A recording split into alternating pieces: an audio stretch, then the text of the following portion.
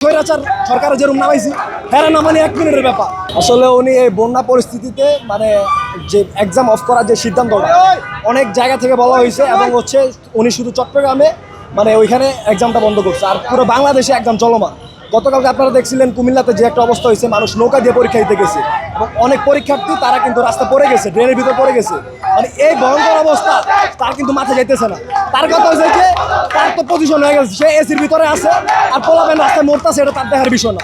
কিন্তু এটা তো হইব না, তারা কিন্তু ক্ষমতা আমরাই বসাইছি, তারা আমরা ক্ষমতা থেকে নামাইতে পারবো, এই আমগো এবিলিটি আছে। রূপায়ণ lake castle, welcome to the land of piece.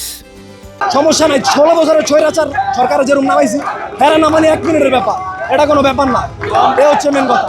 এখন শিক্ষার্থীরা হাঁটু সমান পানি ঠেলে পরীক্ষা কেন্দ্রে যাচ্ছে, তাদের শরীর ভিজে যাচ্ছে, ভেজা শরীর নিয়ে তারা কিভাবে পরীক্ষা দিবে এটা শিক্ষামন্ত্রীর বোঝা উচিত।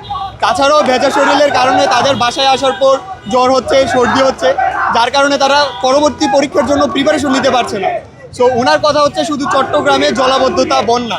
তবে আমরা দেখেছি বাংলাদেশে বিভিন্ন জায়গায় জলাবদ্ধতার সৃষ্টি হয়েছে, বিভিন্ন রাস্তা ব্লক হয়েছে জলের কারণে। সো আমাদের কথা ছিল যে একদিন স্থগিত করা। আমরা চাই না যে পরীক্ষা বন্ধ হোক, আমরা চাই পরীক্ষা মূল্যায়ন হোক। আমরা 2 বছর পড়াশোনা করেছি, আমরা চাই আমাদের পড়াশোনার মূল্যায়ন করা হোক। তবে এই মূল্যায়নের জন্য আমাদের অনুকূলে একটা পরিবেশ দেওয়া উচিত তাদের।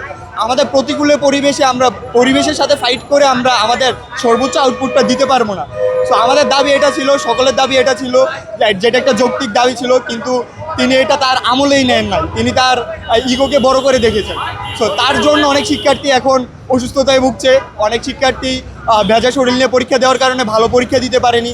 সো সব মিলিয়ে তিনি যেহেতু একজন শিক্ষামন্ত্রী, দেশের শিক্ষার্থী বান্ধব ডিসিশন নেবে, কিন্তু তিনি যে ডিসিশন নিয়েছে শিক্ষার্থীদের টোটালি বিরুদ্ধে। সো আমরা চাই যেই মন্ত্রী দেশের ক্রাইসিস বুঝে না, দেশের শিক্ষার্থীদের পালস বুঝে না, শিক্ষার্থী বান্ধব নয়, সেই মন্ত্রী তার আসনে বসে থাকতে পারবে না, তার আসন পদত্যাগ করতে হবে। সো আমাদের এখন একটাই দাবি যে শিক্ষামন্ত্রীর পদত্যাগ। যিনি দেশের সার্বিক পরিস্থিতি বিবেচনা করার মতো যোগ্যতা অর্জন করেনি, তার শিক্ষামন্ত্রী থাকার যোগ্যতা নেই।